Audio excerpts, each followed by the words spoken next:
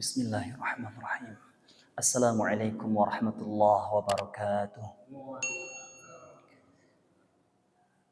Alhamdulillahirabbil alamin. Segala puji bagi Allah Subhanahu wa taala yang telah melimpahkan rahmat, nikmat serta kesehatan kepada kita sehingga pada siang hari ini waktu zuhur ini kita masih diberikan Allah kesempatan untuk melaksanakan ibadah kepadanya, yakni ibadah salat fardu zuhur, insyaallah sebentar lagi kita laksanakan.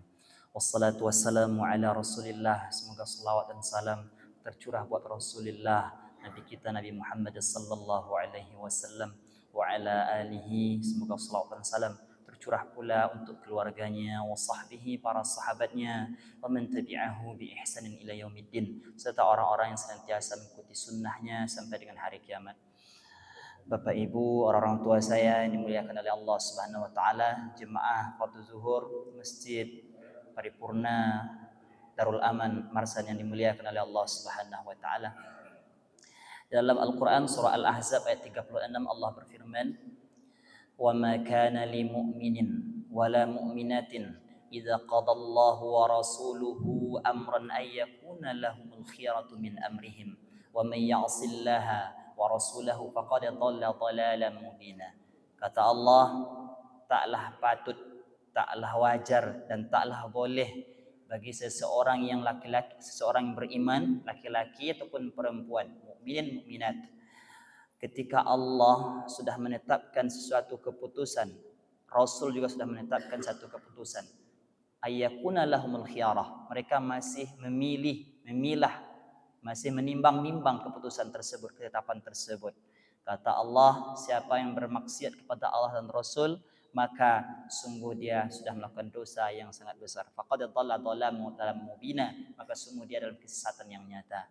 Ayah bunda yang dimuliakan oleh Allah Subhanahu wa taala. Ayat ini menyampaikan pesan kepada kita bahwa segala yang diperintahkan Allah dan Rasul itu pasti baik untuk kita. Dan segala yang dilarang Allah dan Rasul itu pasti buruk untuk kita. Walaupun perintah dan larangan Allah, perintah Allah dan perintah Rasul itu walaupun tidak masuk akal kita, tapi itu pasti baik untuk kita, ya benar dimuliakan Allah. Tidak boleh kita timbang-timbang, kita pilih-pilih, ya, tidak boleh. Ayah bunda dimuliakan oleh Allah Subhanahu. Itu ayatnya. Kita lihat buktinya berdasarkan Al-Quran juga. Bagaimana hamba-hamba Allah yang mentaati perintah Allah dan juga bermaksiat kepada Rasulullah, kepada Allah dan Rasulullah. Kita lihat dulu seorang hamba Allah yang mentaati perintah Allah walaupun tak masuk di akalnya. Allah abadikan dalam surah Al-Qasas, masih di awal-awal suratnya, kata Allah, wa auhayna ila ummi Musa an ardi'ih.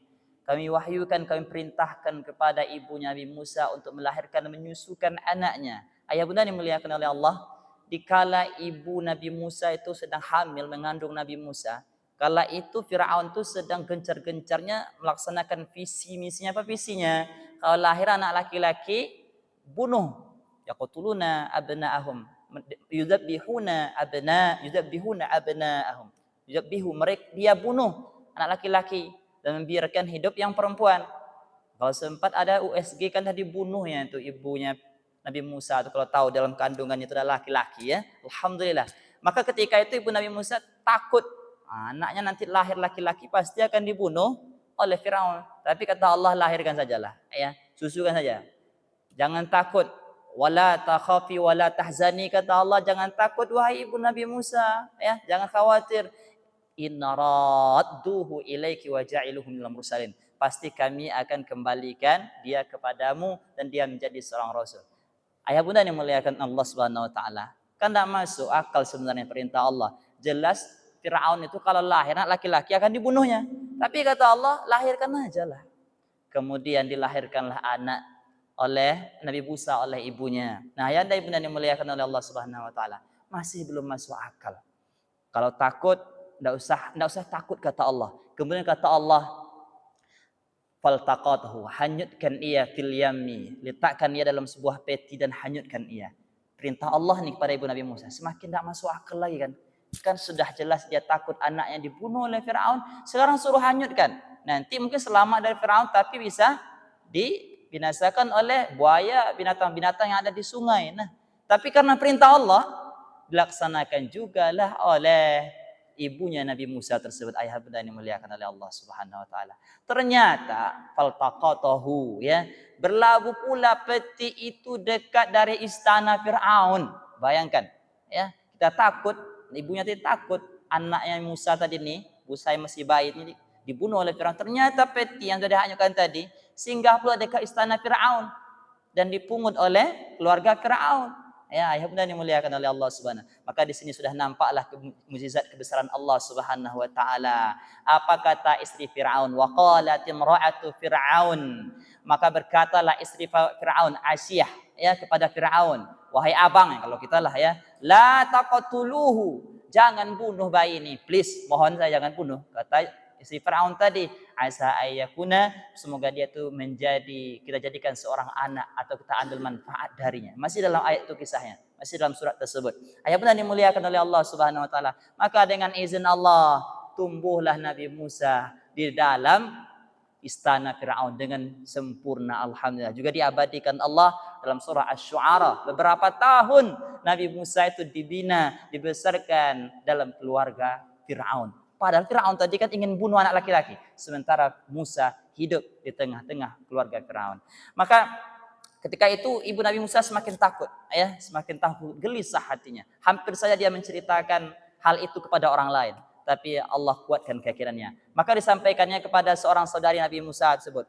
Wa qalat li ukhtihi qussi fa basurat bihi an junubi wa hum la yash'urun. Ikutilah saudaramu tersebut, kata ibu Nabi Musa kepada saudari Nabi Musa tersebut. Maka saudarinya ini sampailah pula ke istana Firaun tersebut. Dikala itu, ya, namanya bayi, ayah anda ibu dan dimuliakan Allah, menangis, ya, merengek karena dia minta menyusu. Maka lebih kurang diadakanlah sayembara oleh Firaun. Siapa yang bisa mendiamkan bayi ini atau bisa menenangkannya, maka dia boleh tinggal di istana ini. Maka menunjuklah, angkat tanganlah saudarinya tadi, hal adullukum ala ahli baiti yakfulunahu. Maukah saya tunjukkan kepada kalian ahli bait yang akan menjaga Musa ini, bayi ini? Tentu mereka mau. Ditunjukkanlah ibunya tadi. Bayangkan, ibunya. Maka faradadnahu ila ummihi. Maka kami kembalikan Musa itu ke pangkuan ibunya. Dikala itu sedang dahsyat-dahsyatnya Firaun membunuh bayi. Ternyata Nabi Musa hidup di tengah keluarga Firaun, tumbuh besar sempurna bersama ibunda yang tercinta. Tak masuk akal tadi ayahanda ibunda, perintah Allah tadi kan. Nah, beginilah kalau kita mentaati perintah Allah, pasti baik untuk kita walaupun tidak masuk akal. Nah, kisah yang pertama, ya. Kisah yang kedua juga terjadi di zaman Nabi Musa ataupun di dalam kehidupan Nabi Musa alaihi salam. Juga dikatakan Allah dalam surah Asy-Syu'ara, ya. Banyak sebenarnya kisah-kisah, kita ambil beberapa kisah saja. Kata Allah, ya anda ibunda yang muliakan oleh Allah Subhanahu wa taala, falamma tara al-jam'ani, ketika kedua kelompok sudah berdekatan, sudah nampak, maksudnya kelompok Nabi Musa dan Firaun, dikala mereka dikejar oleh Firaun, wa qala ashabu Musa inna lamudrakun, kata pengikut Nabi Musa, hei Musa, kita menyerah sajalah sama Firaun. Di depan kita adalah lautan, ya, sementara di belakang kita adalah lautan, di depan kita adalah Firaun. Maka kita mungkin akan ditangkap oleh Firaun. Kata Nabi Musa, qala kalla, tidak akan mungkin, inna ma'iya rabbi, sesungguhnya bersamaku ada Tuhanku Allah, sayahdin, yang akan menunjuki aku jalan keluar. Maka kata Allah, pukulkanlah tongkatmu al-bahr, ke laut ini. Maka laut itu adalah fakana kullu firqin qattaudil azim, maka laut itu membelah dua seperti gunung yang besar. Tak masuk akal lah anda ibu dan dimuliakan Allah. Disuruh Allah pukulkan laut ini pakai tongkat, tidak pakai alat-alat yang lain, tongkat, ternyata bisa terbelah dua. Tapi karena Nabi Musa adalah patuh kepada perintah Allah, dipukulkannya berdasarkan perintah Allah dan terbelah dua. Selamat mereka dan tenggelamkan Firaun. Lagi-lagi ayah bunda, perintah Allah ini pasti baik untuk kita walaupun tidak masuk akal. Ada lagi kisah lain, ya, ketika Nabi Ibrahim alaihissalam dibadikan Allah dalam surah As-Saffat, ya, surah As-Saffat. Ketika Nabi Ibrahim sudah lama tak punya anak, ada diriwayatkan, ada dikisahkan hampir 80 tahun belum punya anak, lebih kurang 80 tahun umur Nabi Ibrahim tak punya anak. Ketika dah punya anak, diberikan Allah anak, apa yang terjadi lagi? Allah perintahkan pula untuk membunuh anak tersebut, untuk menyembelih anak tersebut. Kan tak masuk akal, ya Allah. Kalau kita lah nih, kejam betul lah engkau. Dah lama saya nak punya anak dan kau kasih anak, suruh pula sembelih. Ya, tapi karena Firaun ini patuh, ini perintah Allah pasti baik, maka dilakukan oleh Nabi Ibrahim. Nabi Ibrahim alaihissalam, maka Allah gantilah tebus anak tersebut dengan domba yang dari surga yang hari ini disyariatkan ibadah kurban. Artinya ayah anda ibunda, segala perintah Allah kita lakukan pasti baik untuk kita. Itu berapa kisah tentang hamba-hamba yang mentaati perintah Allah. Yang kita lihat lagi kisah-kisah hamba-hamba Allah yang tidak mentaati perintah Allah walaupun perintah tak berat amat lah sebenarnya. Kita lihat dulu kisahnya Iblis laknatullah. Iblis ya bunda, dalam surah Al-Baqarah kita baca juga, dalam surah Sad juga ada kisahnya bahwa dia ini sebenarnya hidup di surga dulu, hidup bersama malaikat yang menikmati dia kenikmatan surga. Tapi tatkala setelah Nabi Adam diciptakan, disuruh dia sujud, dia tak mau sujud, membantah perintah Allah. Ana khairum min, saya lebih baik darinya. Khalaqatani min nar, engkau ciptakan saya dari api, engkau ciptakan dia dari tanah. Dia tak mau sujud kepada Nabi Adam. Dosanya Bapak Ibu, tak mau sujud, sombong sedikit aja. Maka Allah keluarkan, fakhruj minha fa innaka rajim, keluarlah engkau dari surga, habislah kenikmatan surga ini. Lebih kurang seperti inilah gambarannya, setahun panas, habis garah hujan sehari. Dah lama dia hidup di surga, menikmati kenikmatannya surga, makan tiru segala macam, gara-gara dosa sikit dikeluarkan dari surga dan dia tidak akan masuk surga selama-lamanya, kekal neraka. Iblis tak patuh perintah Allah ya anda ibunda. Kemudian juga berlaku kepada Nabi kita, Nabi Adam alaihissalam. Kata Allah ketika sudah menciptakan Adam dan Hawa, diamlah engkau berdua di surga ini, wa kula minha ragadan haitsu syi'tuma, makan minum sesuka hati. Tapi kata Allah satu aja, wala taqraba hadhihi syajarah, wahai Adam dan istrimu Hawa, jangan dekat ke pokok yang satu inilah ya, larangan Allah Pak Ibu. Jangan dekat yang satu ini, pohon ini jangan dekat. Tapi jin ya iblis tadi menggoda, menggelincirkan Adam dan mereka berdua menikmati buah dari pohon tersebut dan akhirnya mereka juga dikeluarkan Allah dari surga. Kecil juga sebenarnya kesalahannya. Bayangkan, silakan makan, tidur, nikmati ya surga nih. Yang pohon satu nih jangan ya kata Allah. Bapak Ibu yang dimuliakan Allah, dimakan juga akhirnya keluar dari surga. Nah, Bapak Ibu orang tua saya dimuliakan oleh Allah Subhanahu wa taala. Kita lihat cermin dalam diri kita ini, sudah seberapa banyak dosa-dosa yang kita lakukan, sudah seberapa banyak amal kita lakukan. Kita belum pernah masuk surga lagi. Ya, dosa kita sudah luar biasa, ya luar biasa banyaknya.